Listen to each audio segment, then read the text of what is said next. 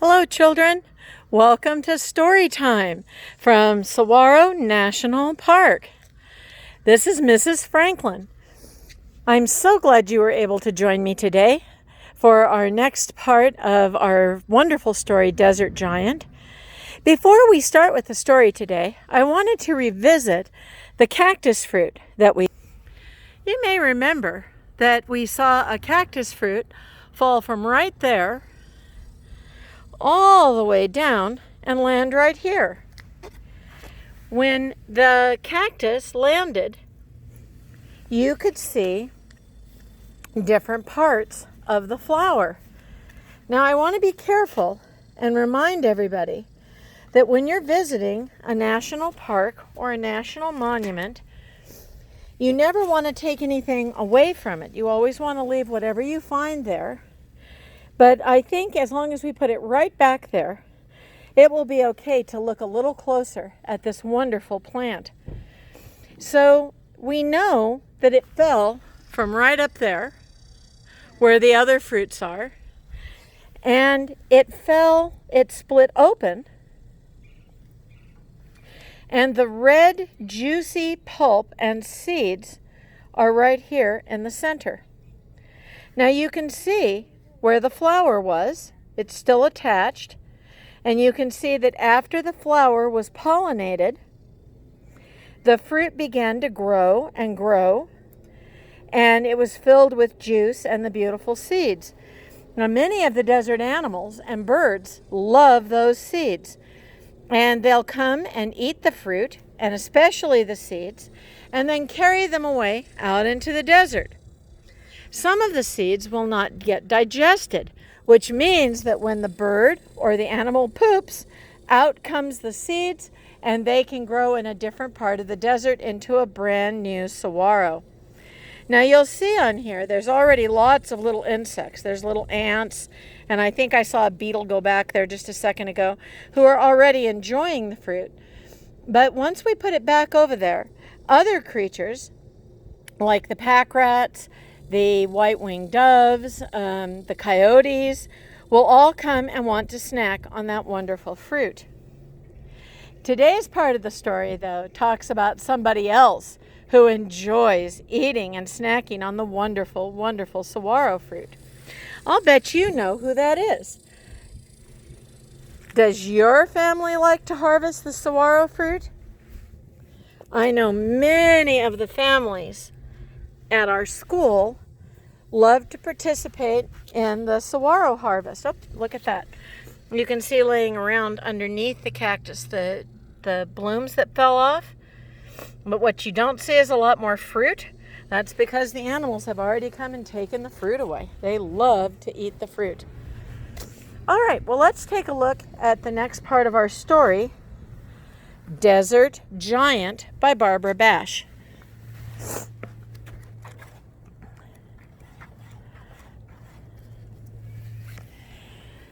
And I'm going to lay the book here so we can see the pictures a little bit better. By June, the saguaro blossoms have dried into brown stalks, and fruit has formed from the bases. The seeds are ripening, and the fruit begins to split open, revealing its bright red insides. As they have been doing for centuries, the Ta'ana'atham Indians, the indigenous people, begin the saguaro fruit harvest. The young women and children go out into the desert with buckets and gathering poles made of saguaro ribs bound together. Wooden cross pieces are wired onto the top and middle, forming the prongs that bring down the fruit. The children try to catch the fruit as it falls. Sometimes they steal a taste of the bright red pulp, full of tiny black seeds. As the fruit is knocked down, the women scoop the bright red pulp full of tiny black seeds into buckets. When the buckets are full and heavy, they are carried back to camp. The women leave the red outer hulls behind on the ground, open and facing up to the sky. This is an anthem offering to the rain. We know rain is going to be coming soon. At the campsite, The men gather wood for the fire, and the old women remove any pebbles from the fruit pulp. Then the pulp is mixed with the water and cooked for a long time until it is thick and sweet. Finally, the cooked pulp is poured through a wire mesh to separate the juice from the seeds. The Anthem people make jams and candies, syrups, and wines out of the saguaro fruit. Harvest is a time for celebration because there is good saguaro food to eat, and soon the rains will come.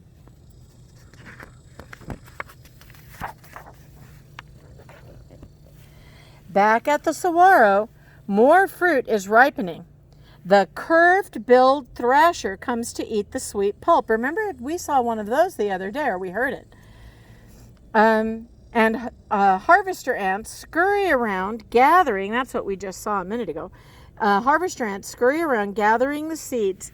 The horned lizard waits by the fallen fruit for the ants to walk by, and in a flash, see, there's the ant. He catches one with his long, fast, sticky tongue. And that is our story time. Tomorrow we're going to talk about what happens here in the Sonoran Desert and at Saguaro National Park after dark. Because many exciting things happen here after dark. Why do you think that might be? Do you like to play outside sometimes in the summer after it gets dark? Why is that? I think a lot of us like to do that. We like to sit outside on our porch and maybe have some iced tea and chat with our family because it gets much cooler. You're right. All right, children, we will see you for our last chapter. Well, it might be not our last chapter. Our next to last chapter of Desert Giant again soon. Have a great day. Bye.